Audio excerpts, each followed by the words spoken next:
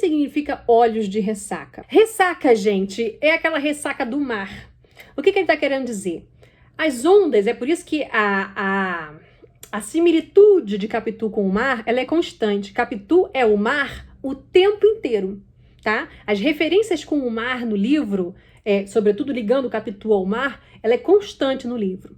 E por que olhos de ressaca? Quando o mar está muito agitado, Capitu é o mar, né? As ondas, o que acontece? As ondas elas quebram na praia e puxam, não é? Quando o mar está com ressaca, ele puxa e você é arrastado para dentro do mar.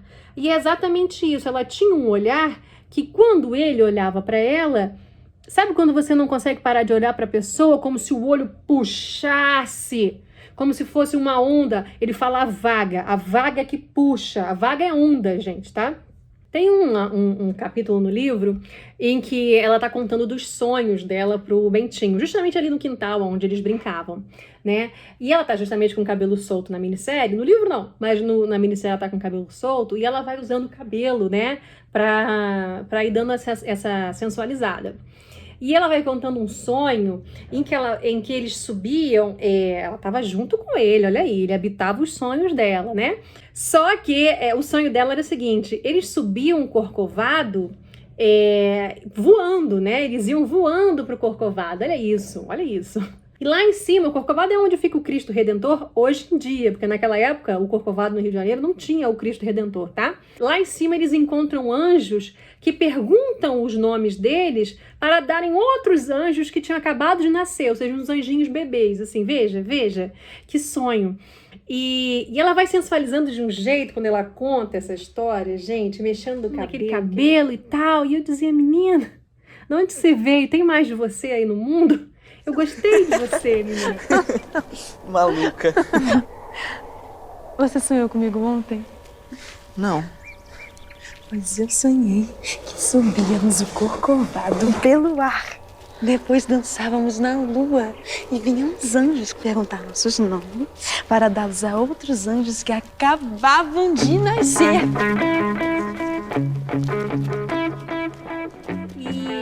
E o Luiz Fernando Carvalho parece que também gostou muito dessa Letícia Persílias, né? Isso que ele mostra na tela, ele apaixonado por ela, basicamente. A menina que tinha ela era vocalista dessa banda aí, Manacá, Flor de Manacá. E ela parece que se vestia na banda com um pente cigana, ela como se ela fosse um pente cigana, não, um pente de espanhola, porque ela fazia flamenco e dança flamenca.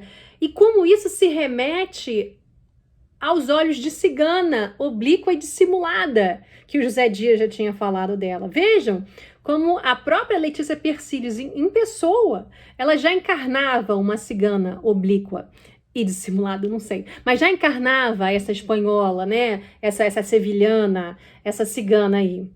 E como isso já casava, pelo menos com uma descrição que o José Dias tinha feito dela.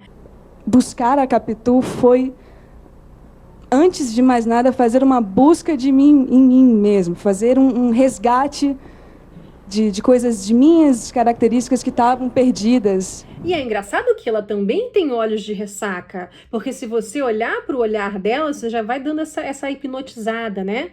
Então é como se ela já fosse Capitu desde de nascimento, né? Casou muito o personagem. E engraçado que essa estética dela aí de espanhola e de dança flamenca, isso foi usado dentro da minissérie, uma estética que foi adotada. Ela tá sempre com um pente de espanhola no cabelo. E depois, quando a Capitu é mais velha, já adulta, que é a Maria Fernanda Cândido que faz, o pente de espanhola só aumenta, fica um pente enorme. E algumas espanholas, de fato, usavam uns pentes bem grandes. Tinham até algumas charges do período lá na Espanha que mostravam uns pentes assim, que era uma coisa gigantesca. Charge, né? Homem zoando roupa de mulher. Aí faziam uns exageros, não chegava a ser desse tamanho, não, mas tinha uns que eram assim, pelo menos assim, desse tamanho, assim, bem grande. Eu adoro. Bom, só que eu fico divagando, nunca conto a história do livro pra vocês, né? Olha, eu realmente contando história me perco bem. Ai, vamos lá, onde é que eu parei? Bom, o Bentinho tinha que ir pro seminário, não é? Mas aí ele se descobriu apaixonado por Capitu, não é? A vizinha dele, não é? E José Dias disse que isso deve ser ruim pra Dona Glória, porque Dona Glória queria que ele fosse pro seminário. Bom, Aí fica aquele negócio, vai pro seminário, não vai pro seminário, Capitu fica triste, Bentinho fica triste, aquela coisa. Ele acaba tendo que ir pro seminário. E lá ele conhece um amigo de seminário, alguém que estava no seminário com ele, que é o Escobar. E é interessante que, é muito interessante, na verdade, que Bentinho já dizia que Capitu era muito mais mulher do que ele era homem. O que isso significa? Talvez significasse que, embora tivesse essa coisa de criança, essa inocência de criança entre os dois, que talvez ela já não fosse mais tão inocente. Olha ele já fazendo a caveira dela, né? Que talvez ela já não fosse tão inocente assim, que inocente era ele, que era muito criança, né? Que ela já era muito mais mulher do que ele era homem. Ou é uma outra interpretação de que Bentinho talvez não fosse tão homem assim. Ai, gente, será que é? Calma que vamos chegar lá. Bom, lá no seminário, com o Escobar, aí que você vai vendo a psicologia do Bentinho, né? Como ele de fato em adulto se torna esse casmurro. Ele já desde do seminário, ele já meio que invejava o Escobar. Primeiro ele admirava o Escobar, porque o Escobar era muito mais do que ele. O Escobar era mais bonito do que ele, era mais falante do que ele, era mais inteligente do que ele. Escobar era... A minissérie chega a fazer Escobar andando por cima da mesa do seminário, tipo dançando, sambando na cara do Bentinho, né? De tão mais que ele era do Bentinho. Pra você ver como é que Bentinho já era invejoso, já era ciumento. E já tinha algumas tendências, assim, de admiração a esse personagem, que a princípio é amigo, mas é uma amizade que vai pela vida toda. E uma admiração, assim, um pouco excessiva. O que será isso? Né? Mas, então, tem esse super amigo e que ele chega a levar em casa, um dia quando ele vai em casa, porque em alguns momentos no seminário você podia sair, ir para casa, aniversário da mãe, ou aniversário seu, ou Natal, ou Páscoa, alguma coisa do tipo, e ele chega a levar o Escobar, e a Capitu, como era vizinha de porta, também conhece Escobar e tal. Passa-se algum tempo e José Dias e o pessoal da casa conseguem um arranjo lá dentro, junto com a mãe do Bentinho, com a Dona Glória, para que o menino não seja padre. Vamos tentar fazer essa promessa de alguma outra forma. O menino tem que fazer direito, ser um bom advogado, não sei o que lá. Então, ele até acaba saindo do seminário, ele não chega a terminar e virar padre, e vai estudar advocacia, e depois volta já adulto, e quando ele volta já adulto, ele finalmente encontra a Capitu lá na casa dele, porque ela vivia dentro da casa dele. Ela era muito próxima da Dona Glória. Coisa que Bentinho também vai lentamente construindo na gente, querendo mostrar que ela era, no fundo, uma interesseira, que ela era, no fundo, alguém que estava querendo estar sempre próximo da Dona Glória para ver se ela se afeiçoava da menina, e já se afeiçoava mesmo. É outra coisa que dá muito a entender de que Capitu tinha pouco dinheiro e que ela muito queria se casar com Bentinho justamente por uma ascensão social. Ela ia finalmente ascender socialmente, ter mais dinheiro, seria um bom casamento para ela, que vinha, né, de uma família com menos dinheiro. Ele vai lentamente construindo, ele tá sempre botando ela em dúvida. E aí ele encontra ela já adulta, maravilhosa, já não é mais a Letícia Persílio, já é a Maria Fernanda Cândido, no mesmo jeitão espanhola que estava a outra, né? Só que tudo agora nela é maior. Primeiro que Maria Fernanda Cândido é mais alta.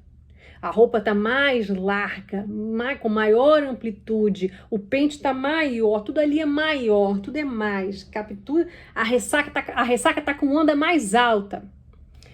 Muito bem, então Bentinho acaba se casando com Capitu, tá? E ela ascende socialmente, ele comenta das roupas que ela passa a usar, é por isso que a roupa dela vai ficando ainda mais chique, mais ornamentada. E ela tinha na escola uma amizade com uma menina chamada Sancha. Era amiga dela desde criança, a Sancha. E como Bentinho fez amizade com esse Escobar, né, e continuou mesmo depois do seminário, o Escobar também não virou padre, como a amizade dos dois continuou, e Sancha era muito amiga de Capitu desde criança, Sancha acabou se casando com Escobar. Então eram dois casais amigos, Bentinho e Capitu, Sancha e Escobar. E esses quatro viviam para cima e para baixo juntos, jantavam na casa um do outro, iam à festa juntos, saraus e dançavam e não sei o que, elas estavam sempre aí juntos. Mais uma vez a referência é ao mar. O Escobar nadava no mar Era costume dele nadar. E, como eu falei para vocês, como Capitu ela é sempre comparada ao mar, né? O fato de que ele entra no mar, que Escobar entra no mar, é sinal de que ele, olha aí, entra em Capitu. O que isso quer dizer, né, minha gente? E como se não bastasse, existe um capítulo que tem um título bem safado, bem o jeitão do Machado, que se chama As Mãos de Sancha. É um dia que os quatro estavam juntos, né? Os dois casais estavam juntos, e o Escobar fala que o mar tá revolto, o mar tá bravio, que no dia seguinte o mar deve estar pior ainda. Aí o Bentinho pergunta, e você vai entrar no mar? E o Escobar fala, vou entrar no mar, inclusive já entrei em mares mais revoltos ainda. E aí tem um momento em que a Sancha segura a mão do Bentinho com bastante força, talvez numa súplica assim do tipo, fale com ele, peça para ele não entrar, alguma coisa do tipo. Só que é por isso que o nome do capítulo é As Mãos de Sancha, porque o Bentinho ele tem todo um frenesi quando a Sancha segura a mão dele, né? Ele sente uma atração pela Sancha. Só que é neste capítulo, quando eles estão conversando sobre o mar bravio e revolto, que o Bentinho fala, cuidado, né, Escobar e tal, e aí o Escobar fala, não, mas eu nado bem, ó, tenho o braço forte aqui, ó, pode apalpar, pode pegar. E aí o Bentinho vai, pega no braço do Escobar, acha que o cara é musculoso, mais forte, e sente alguma coisa. O título do capítulo que fala As Mãos de Sancha, que a Sancha já tinha agarrado a mão dele e ele já tinha sentido alguma coisa, é bem para desviar o seu olhar do que verdadeiramente importa naquele capítulo. Que não é exatamente o que ele sentiu ao segurar a mão da Sancha, a Sancha segurar ele, né? Mas o que ele sentiu com os braços do Escobar.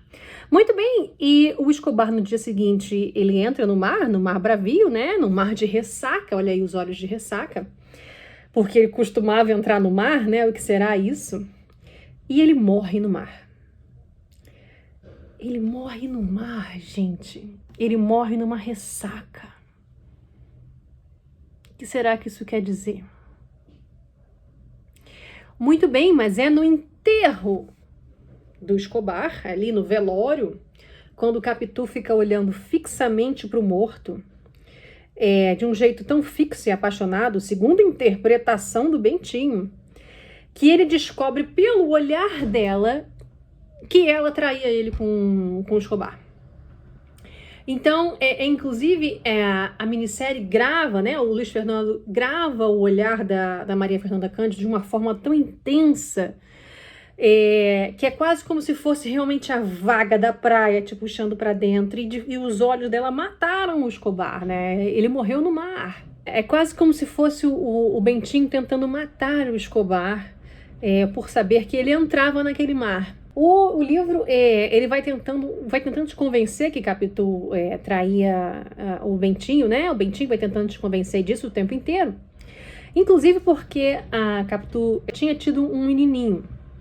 E esse menino, gente, ele era a cara do Escobar. Inclusive, eles deram o nome de Ezequiel, porque o nome do Escobar era Escobar Ezequiel ou Ezequiel Escobar. E aí Capitu e Bentinho deram o nome do menino de Ezequiel. E depois o Escobar, de fato, morreu no mar, né? E Ezequiel vai crescendo, o garotinho vai crescendo e vai ficando a cara do Escobar, né? E o Bentinho, ele vai julgando isso como uma prova de que Capitu traiu ele.